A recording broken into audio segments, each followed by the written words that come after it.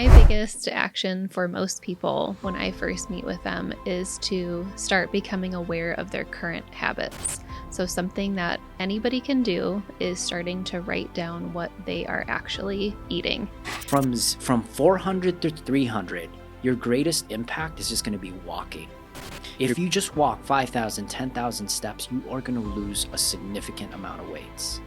So from 400, 300, you do that and do your nutrition, you are going to be flying, that weight's going to be flying down. From 300 to 250 is a combination of both, right? So it's body weight and walking. So mastering movements that are like push-ups and sit-ups from 250 to 200 is where you start to implement weights. When you start focusing on weightlifting, the weight loss starts to occur. What supplements should I take to lose weight? Guys, welcome to the Coaches Podcast. This is the Dietitian and Trainer Series. This is where you ask the questions and we do our best to answer them. Our goal is to distill our decades of understanding health and wellness in hopes that you guys get healthier, better, happier, all of the above. So today we wanted to answer the top 5 questions we get in terms of how come I can't lose weight. And today I got my wife with me. She's a registered dietitian. She's been a trainer as well. And this is a long time in the making because we've been asking the audience like yourself of what things you'd like to hear. And this is our attempt to answer as much questions as we possibly can so we can bring value to you so you can get happier, healthier, all of the above. So let's get started. Sounds good. How come I can't lose weight? Okay, so let's go right into the first question here. And this question is, I get often, I think what I want to do in this podcast is kind of just answer the top 5 question in terms of how come I can't lose weight. And the first one that I always get, and you probably get as well as a dietitian, is what is the best diet to lose weight? Yeah, I definitely get this all the time. That's why a lot of people come to see me. And I find that when I can talk to people about what diet actually means, sometimes they're actually referring to fad diets. So they're referring to some sort of plan that's not individualized, not customized to them. And it seems simple in the beginning because it's someone just saying, follow this, you're going to drop a bunch of weight. And then it gets harder as you go because it's not individualized to them. And so maybe someone can grit their teeth and do that for 30 days. But what research has actually shown is that when people engage in these fad diets, they'll actually drop a lot of weight and then they'll gain it back, and usually even more than their original starting point.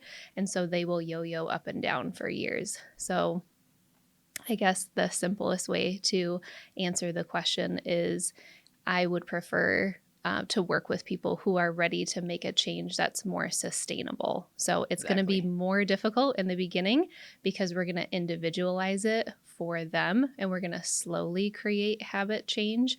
Look at all of the behaviors that have led to the person being at the weight that they are today, and how we can make subtle changes that fit in with their lifestyle. So it's hard in the beginning, and then it gets easier as you go when those habits just become second nature. Exactly. When I answer this question, oftentimes, I think it's just an awful question in general. Definitely. Like the quality of your life, the quality of your health is dependent on the questions. Yes. So I try not to prescribe diets, but I try to prescribe lifestyles. And over the course of 10 years with my clients, but also with myself, I've built my body in 2 ways. One way where you can build it through stress and discipline and just like counting macros and all of those things. And while all those things works, it wasn't enjoyable for me. Now, for some, it may be, and then for others, it might be destructive. Yeah. So, and I've also built it in a way where I'm enjoying the process and I'm loving what I do. So in a nutshell, I think the best diet is the one that's not only sustainable, but it's also the most enjoyable for you, right? And the way you find that is through experimentation. And guys, if you guys are listening to this right now, I'm going to tell you every single fad diet works, right? Keto, low carb, high carb, protein, carnivore, doesn't matter what it is. I eat only fish. A lot of them work. And in a nutshell, we want to make sure that it's something that you can not only sustain because of your lifestyle, but it's something that you truly enjoy. And sometimes you have to do a lot of trial and error to identify kind of what's going to work best for you. Yeah. I think some of the biggest red flags is if you are completely miserable, like the rest of your family is having a nice dinner and you're in the corner with like your macros, just sad eating it, Yeah. or you're out at a friend's house and you don't feel like you can choose anything, you had to bring your own. I mean, if you have allergies, that's different, but if you are just doing it and you are miserable the entire time, that's not sustainable. It is, yeah. And guys, I've been in a restaurant before and I'm just punching away at the macros and I'm like, oh my gosh, oh my gosh. And it's very stressful. It's counterintuitive. Yeah. So what we want to make sure our clients also understand that the food concept is important, but the emotion behind the food is also important as well. So when you're consuming things in stress, it doesn't do well if you're trying to lose weight and recover, because you're just spiking your cortisol, right? So if it's very stressful, that's another massive red flag. It doesn't, like, it sounds crazy. It doesn't have to be that stressful in terms of nutrition Right. when you're losing weight. You want to find something that just works really, really well. Now, initially, it can feel stressful because it's so new, but I find it to be very, like, amazing when someone's like, that's all I got to do. Mhm. And I'm like, yeah, that's it. Yeah, it's simple. Yeah. It's just that we've made it very complex, and a lot of people have a lot of food rules from past dieting behavior that sometimes get in the way of them being able to see how simplistic it really It can be is. to be healthy, to nourish your body, to have good energy. I think you can tell if you're eating right if you have good energy throughout the day. If you are fad dieting, you are probably crashing, feeling terrible, having, flu-like symptoms. Are you going to make it to the gym? Are you going to walk outside? Are you going to play with your kids when you feel like that? So Yeah. those are the things that I look for if someone is telling me, okay, how can we change that though? So you can make this sustainable. We can empower you to use your own hunger and fullness cues because you always have those with you. Exactly. Hopefully you're not bringing measuring cups around with you everywhere. That's another red flag. Like you Yeah. always have internally your own hunger and fullness cues, which a lot of people have never tried to use those before because we were often told as kids, finish everything on your plate. And so, yeah, Someone's dying because you're not eating that extra rice. 100%. Yeah. Yeah. Yeah. So I want to talk about the experiment because I want to elaborate on this because I'm so pro experiment, anti result. Even though result is a direction for me to thrive for and push for, I'm always fascinated about the experiment. And when I talk about experimenting, here's how you should do it. One, you should track something, 100%. like your weight, your body fat, how you feel in terms of strength, right? But you also want to track all of the days where you're following your protocol. And when you're experimenting, 1 week is not enough. A lot of people are like, oh, it doesn't work. Like, how long would you recommend someone to experiment before making micro adjustments in your program? Oh, they've got to be doing something for at least 6 weeks before 6 we weeks. start to make some adjustments because it's going to take that long to form that habit to see how with their lifestyle, and especially the people that I work with are very busy, so it's going to take a little bit to make that work within their life. So Right. if we just adjust things Mm-hmm. from week to week, we're never going to see a consistent pattern to see if it's working. It's so true. I see this a lot of times. They're like, oh my gosh, I missed this meal because of this event. And oftentimes they're most people are chaotic when they feel like they missed something. Yeah. But as a trainer and dietitian, it's critical to be like, hey, no, this is perfect. Let's track that. It happened on week 2 at this date. Yep. And then we're going to measure a week from now. We'll see if there's any impact. And what's really cool that people don't understand is when you still make progress and you still had that chaotic event, that's where real like food health, mental health really start to begin, because it starts to create this relationship that you don't have to be perfect to look perfect. 100%. Yeah. And if you can do that, Yeah. you're winning. So include those chaotic moments. Don't adjust from the protocol. Adjust, for me, it's every 3 to 6 weeks. Yep. Right? I think those are some good protocols. So if you're going to go into this experiment route, dedicate 3 weeks before you make any adjustments and measure your weight, measure how your what type of nutrition you're following that's enjoyable. But also I like to make sure you're tracking how many times you're active, right? The steps you're taking, how many times am I going to yoga, to training, to CrossFit. Track those. I think those are the easy ones to track. Yep. And then you can get a lot of information based on your nutrition profile that really, really works well for you. Yeah. Bam. You guys can lose weight if you do that. I think we're done. That was it. Peace out. I'm just kidding. So, all right. So the next one that I often get is, how do I know in terms of how much like to eat? How do I know how much to eat in order to lose weight? So it's going to be individual for everyone, but we do like to use a plate method portioning for our framework that we use to help people lose weight. And I find that that is the least restrictive, but a way that we can actually have a lot of balanced meals. So you just use the plate method for the most part. Can you elaborate what the plate method is? Yeah.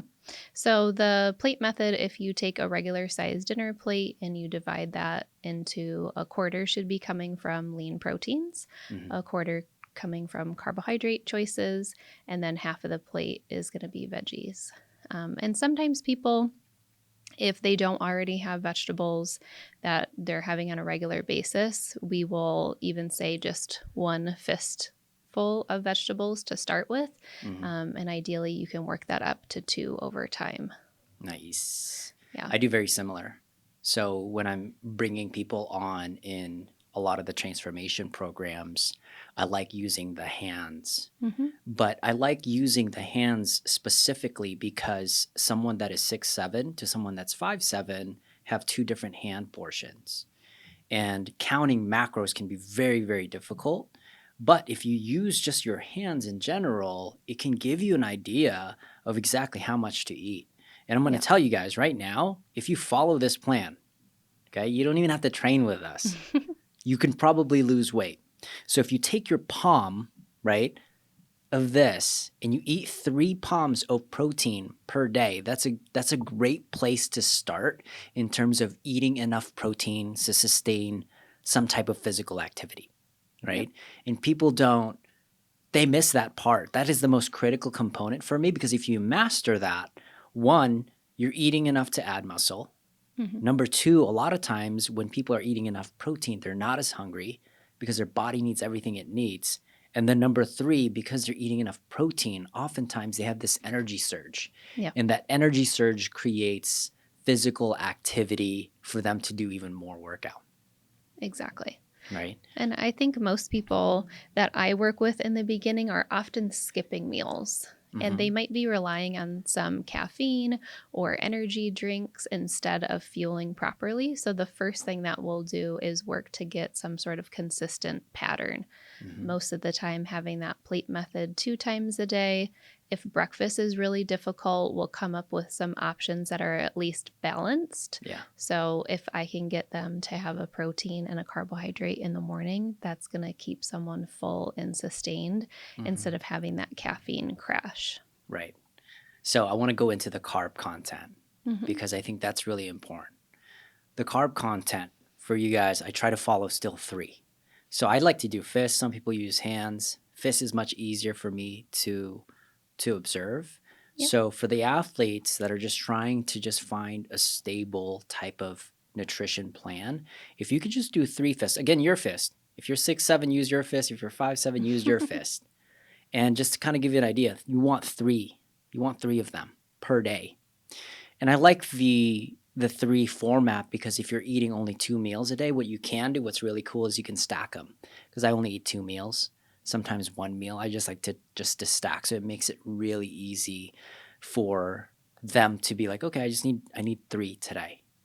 And here's why this works really, really well.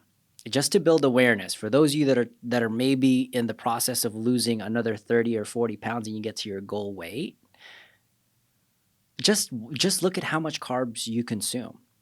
And I'm speaking in my old self because I'm Filipino, and I probably have every single meal. I've had like 3 or 4 of these amount of rice, and I've always wondered why I couldn't lose any weight because I was just over consuming the amount of carbs based on the amount of activity I was doing.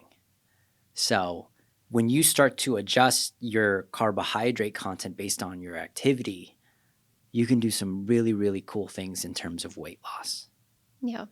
And I love to work with people to improve their relationship with food. And so many people think that they can't have any carbohydrates. Obviously, there's a lot of fad diets where we just absolutely cut out carbohydrates. So Yeah. I try and just say all foods fit, but let's focus on those carbohydrates that actually make you feel good and energized afterwards.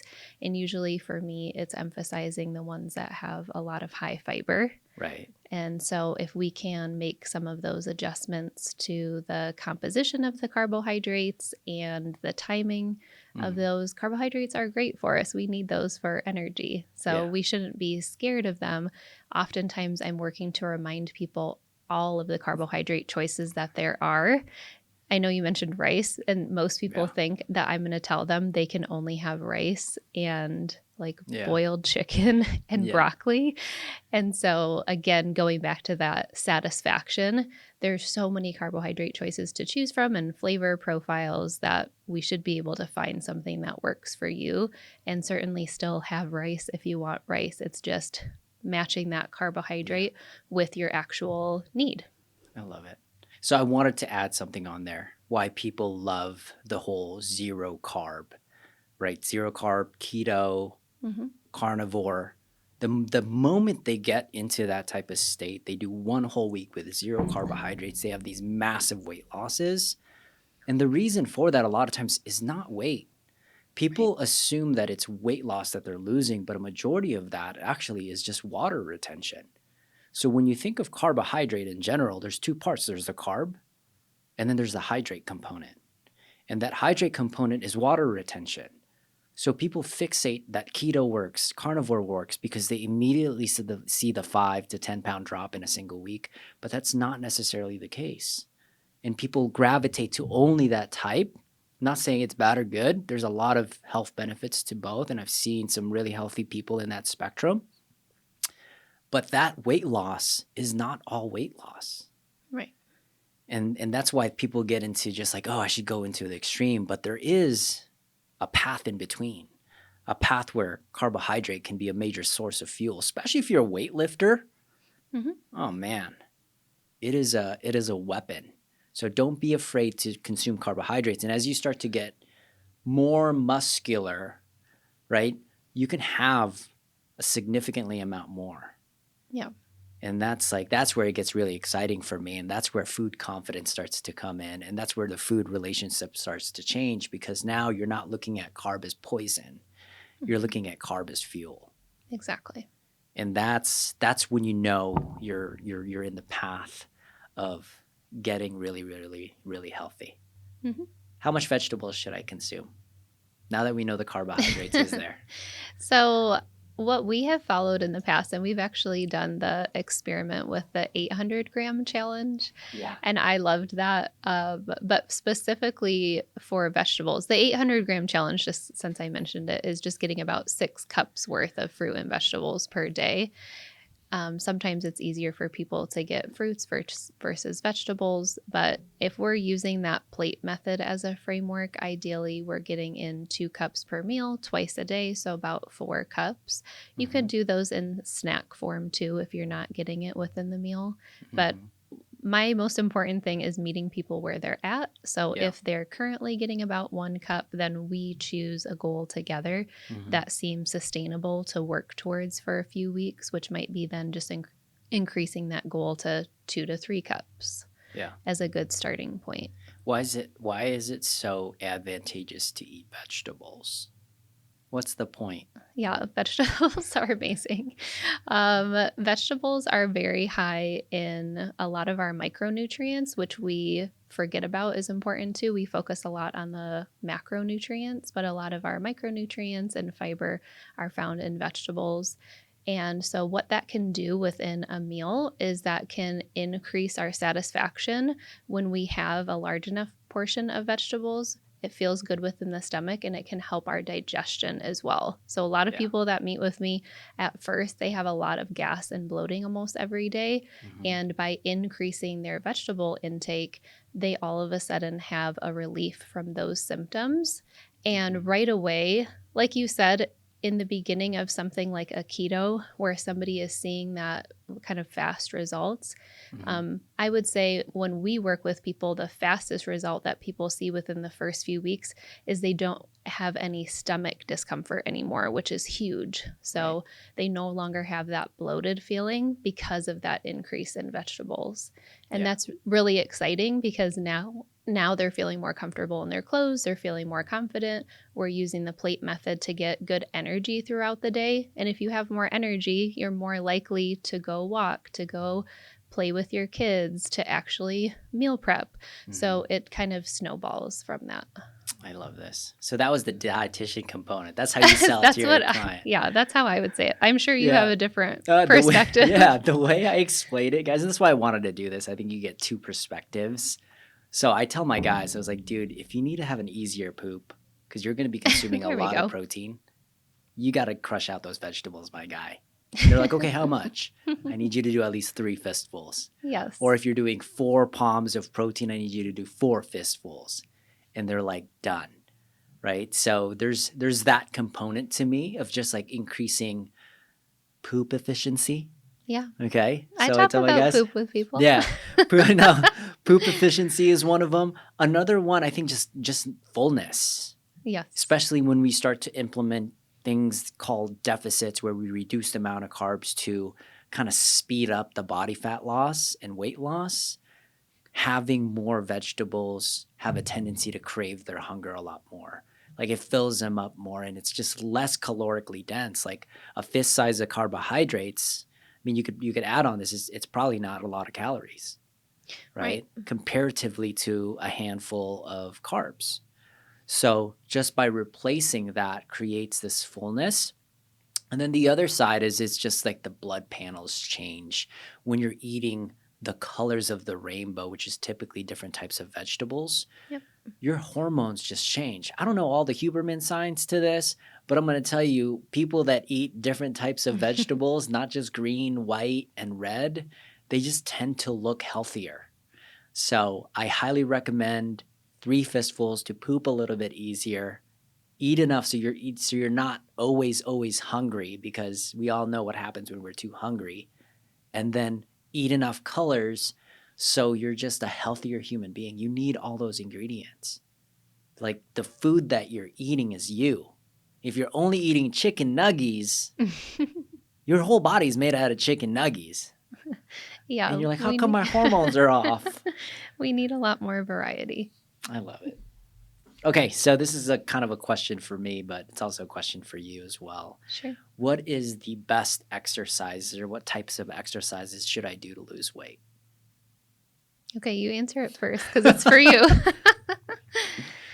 So I think a lot of times people can have their own philosophies on this, but what's made me successful in terms of getting athletes to lose weight is the high rep route, Mhm. right? Making sure it's a high rep route, one, so they're moving a lot of weight continuously. And then number two, right, the workouts tend to be a little bit longer in conditioning. Okay. Now, the way I describe this to athletes is like I do the whole spectrum. I was like, okay, there is a aerobic athlete, which is like your long distance marathon runners. Mm. You have somebody like a running back that's super shredded and super muscular. And then there's also the power lifter that is massive. Where do you want to be in that spectrum? And then they're like, oh, somewhere in between the running back and the marathon runner. Mm-hmm. So when you just look at their body types in general, you can start to identify what types of exercises, time domains, and rep schemes you need to do to facilitate that type of change. Right? I know weightlifting is important, but if you have your athlete doing 1 rep maxes, 5 rep maxes, 10 rep maxes every single week, it's going to create a power lifter, right? But if you're doing somewhere in between where you mix that, I'm going to do a little bit of weights here, but then I'm going to be spending a lot of time doing 20-minute workouts, 45-minute cardio sessions. That's how you start to lose weight. And I'm speaking to the trainers that I have right now. It's like the problem why most trainers don't get their athletes to lose weight is they assume just weightlifting will do all that for you.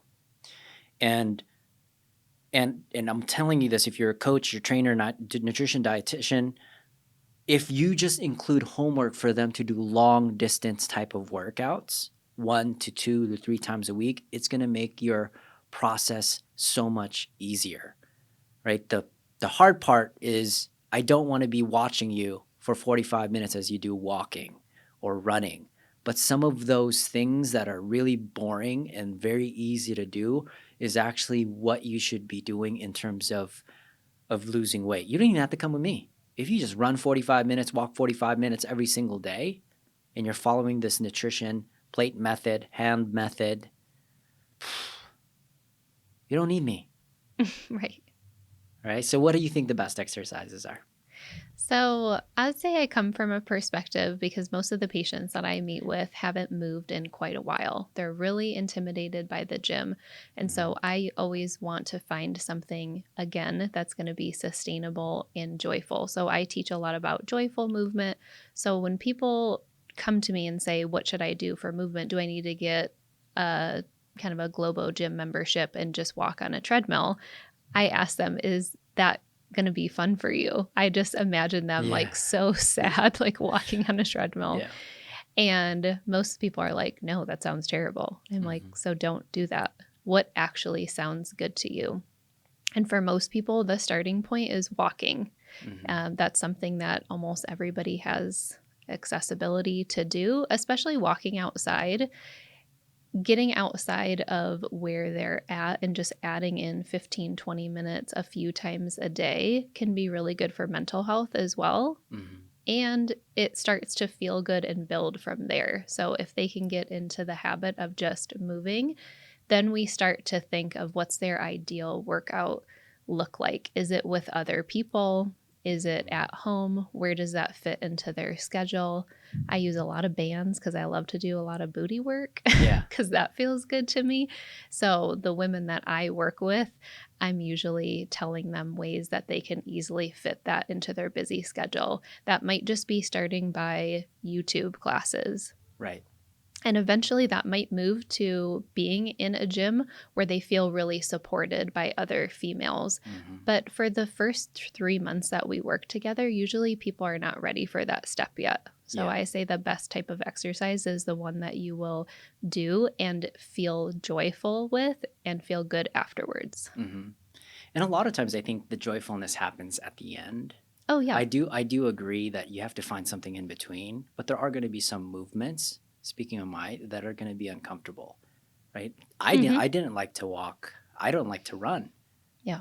But what you can do to make this, like, how can I make this 10% more joyful is maybe listening to music. 100%. Right? Or maybe downloading the game called Pokemon Go. And then you get your steps up. Like there's ways to make something that is extremely healthy, that is kind of boring, make it more enjoyable. So one thing that I've started to implement in a lot of my long runs is just, okay, this is perfect. I love audibles. I love Mhm. podcasts. I love sermons. And then I'll go into these long runs doing that. I think that's important. I Mhm. want to give you guys a practical way to do this because I know there's going to be people that might be listening to this that it's in the 300 pounds, the 250. From 400 to 300, your greatest impact is just going to be walking. Your greatest impact is going to be the nutrition. If you just walk 5,000, 10,000 steps, you are going to lose a significant amount of weights. Mhm. So from 400, 300, you do that and do your nutrition, you are going to be flying, that weight's going to be flying down. From 300 to 250 is a combination of both, right? So it's body weight and walking. So mastering movements that are like push-ups Mhm. and sit-ups or assisted lunges is going to be the key for you to go from 300 to 250. And here's where it gets fun. From 250 to 200 is where you start to implement weights. Okay, people are like, oh, but when I get more weight, it's ironic. A lot of times when you start focusing on weightlifting, the weight loss starts to occur, which is really cool. And that's happening oftentimes from 250 to 200. For females, it might be a little bit less. They're right at the 200 to 150. I highly suggest that you start incorporating weightlifting into your program as well as your cardio because your body starts to build muscle mass, and that muscle mass requires energy, and the food that you're eating is energy. So if you have more muscle and you're consuming a certain amount, the weight loss just starts to naturally happen. So I always tell people, like, once you master the scale, you learn to lose from 300 to 200 pounds or 250 to 150 pounds. You start mastering the skills, start mastering the strength. Mhm. And that's like the next. I just gave them my whole plan. There you go. Right? So that's kind of my whole spiel of what exercise should I do, and hopefully that gives you guys some type of game plan to start kind of going to that direction. Listen, if you're trying to lose weight but you're just frustrated because you just can't seem to see any results, we would love to help you out. Now, we've been helping thousands of our athletes over the course of a decade by crafting personalized programs that are not only sustainable but also effective. Now, if you're ready to transform your health, click on the show notes below, book a call with one of our coaches. We'd love to help you out. Now back to the show. Peace. Okay, so our last question is what supplements should I take to lose weight? All of them. No, I'm just kidding. So, I'm out. yeah. So the you have to look at the word itself. It's a supplement. Mhm. So I honestly believe that you want to master everything you possibly can without any supplements at first. But here's the cool thing. I take supplements. Caffeine is a supplement, protein is a supplement, creatine is a supplement. And while it gives you another 1 to 3 to 5 to 10% extra gains depending on how you're taking it and what you're trying to do, the 90% is always going to be the most important. So supplements are only great if you're mastering that 90 or that 80. But if you're trying to get the edge to get 1 to 3 to 10%, which is huge, like those matter. So if you're trying to compete, you're trying to function at the highest level, you're inking out every single rep in all of your workouts, I think supplements provide a massive level of value. But there's a lot of supplements out there, and I'm going to give you my 3 that I continually use that there's a lot of studies for, Mhm. and for over the years, the 15 years that I've been taking, right? Protein. I think protein is an extremely potent type of supplement because when you start to get more muscular, eating 5 to 6 pounds of protein can be a chore. And it's really hard for me. In fact, if you're trying to gain muscle, you know you're going the right way when you start to hate eating. And that's when so the guys that are trying to gain muscle and gain weight, if you don't hate eating, you're not eating enough and you're not lifting enough. So ways you can supplement that, because it's very exhausting trying to eat 5 pounds of steak and chicken, is by supplementing with some type of shake. And that's like the easiness of that. So it's convenient. It makes it really, really easy. And then the other side is it's already pre-digested for you, right? It's just whey protein. So you can easily consume. You're not chewing. It just immediately goes into your system and it just gets to work. And you get into this like repair mode. So that's another major supplement that I use. Another supplement that I use is this little guy, caffeine. Okay. It is a supplement, right? It's not, so it just wakes me up. It gets me to go, right? The tiredness component in the morning really just like goes away and I get into fight or flight, which is typically what you're doing when you're exercising. The downfall is if you're constantly taking it, you might get used to it. And getting used to it, I probably don't get a whole lot of benefit from it for the amount of caffeine that I use. But that's another major supplement that I take in. And then the other one is just pre-supplement. I'm very, I like beta alanine, niacin, some of those things that wake you up. Some people don't like the effects of it because it gets you to be kind of itchy and jittery, but it just really wakes you up. It just expands your blood vessels so you could take in more oxygen so you could do the work. And the side effect is just you're jittery. So you got to make sure you're working out. But those are like my big 3 supplements. But again, master the basics, which is finding the right nutrition plan that works really, really well for you. Make sure you found your exercise plan that's sustainable and pretty enjoyable. And then start peppering in the supplements to increase the effect of it. What breaks my heart is people go supplement first, nutrition kind of second, exercise third, right? Well, they put the supplement into a major stepping stool, which makes it extremely destructive in terms of creating this holistic lifestyle. Yeah, I agree. I think we're very much in the same mindset of that food is always going to be first and then supplements.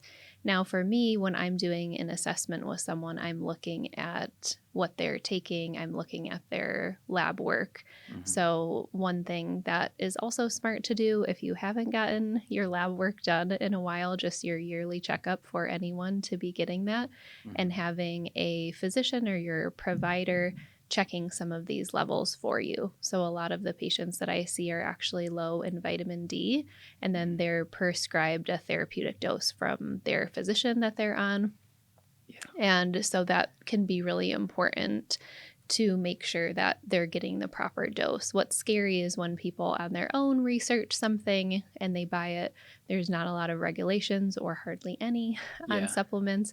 And so it can be scary, the side effects when people are trying to do something that's good for their health. So obviously it's a billion-dollar industry. So we know that people are wanting something that is leading towards health, but like we said, starting with actual nutrition with your food, then looking at exercise, and then seeing maybe if you need to supplement. I like protein. I think that's really easy and accessible for a lot of my patients, especially ones who skip breakfast or who just have coffee.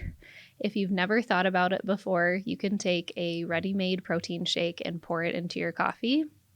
It's going to taste good. All of a sudden, now that coffee has a lot more nutritional value to it. And that's sometimes the first step for people to start getting in a little bit more balanced breakfast is by using that protein shake. So that would be my biggest one. I don't do any caffeine because I'm very sensitive to it, which is only evolved in the last few years. So I'm very sad about that. But certainly, pre-workouts, same thing. A lot of the females that I work with, we can't handle the same level of caffeine and pre-workouts that you are able to, and that's okay. I'll tell people maybe a multivitamin for a backup plan, but if we can get enough through your diet, that is always the best way. Yeah, and then again, like we build it from the bottom up. Yeah. So 3 weeks. So let's just say we did the protocol for 3 weeks, And then a client comes up to me, Royce, I can't eat any more protein. This is so much food. And Mhm. that's when I be like, hey, have you thought about drinking a protein shake instead? Right. They're like, oh, yeah, that'd be easier. So that's an example of how you can implement supplement into a protocol. Mhm. And another one could be just like what you said, vitamin D. They're like, okay, my vitamin Ds are low. I was like, cool. How many times are you going outside and getting sunshine, right? And walking? Let's implement that first. And then let's go see what your vitamin D levels are. And if it's still fairly low, we should probably supplement to get that up. Yeah, and what food sources? No, A food lot of sources. Yeah. people, when they cut dairy, they're cutting their vitamin D source. So Mm-hmm. just finding an alternative. It doesn't have to be dairy. It can be oat milk. It could be almond milk, but Mm-hmm. ones that are fortified with vitamin D so that you're replacing that instead of completely taking it out. Yeah. So supplement, really holistically look at it over the course of 3 weeks and what areas you're missing. I think that's why it's important to hire a nutritionist, hire a coach, because they can really pinpoint what those areas are. That's like if someone was like, I'm just so tired before I work out. I'm like, let's go try a pre-supplement, Of course you would. And then they obviously I'd be like, just take a small dosage and then do it. And they're like, okay, I'm up. Right. So that's like understand what you're doing over 3 weeks or 6 weeks and then pepper some of those things in. I think that's like the best way to really understand what you're doing. A lot of times people just start with the supplement, start with the nutrition, start with the eating exercise, and they treat the supplements as like that was the game changer for me. Exactly. And that's where it's very hard to sustain and you don't know what actually worked. Because at the end of the day, I think if anyone wants to be healthy, you don't need a lot of that stuff to be pretty transparent. But if you're trying to exceed where you are and it's just very difficult to, I think supplements can play a huge role. Yeah. So hopefully that helps you guys out. So guys, I want to do the last piece is really just action plans. I think every conversation should lead into an action. I'm speaking to myself because I like to listen to a lot of conversations and I never take any actions. So I want them to take an immediate action plan. Mm. So what's one action that they can do right now after listening to this podcast? My biggest action for most people when I first meet with them is to start becoming aware of their current habits. So, something that anybody can do is starting to write down what they are actually eating.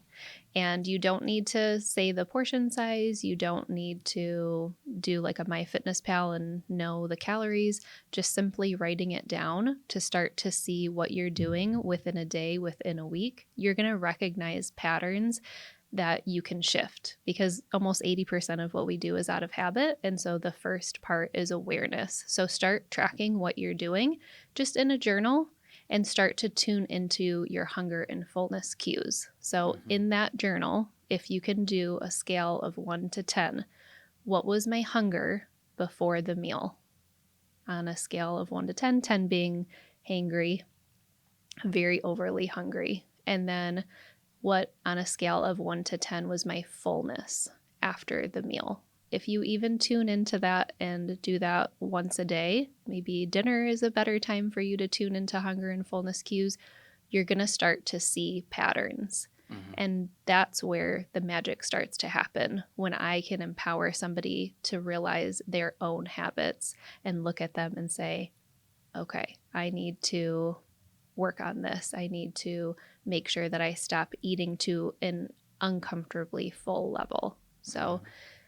that's my first thing that I usually have most of my patients work on. Yeah.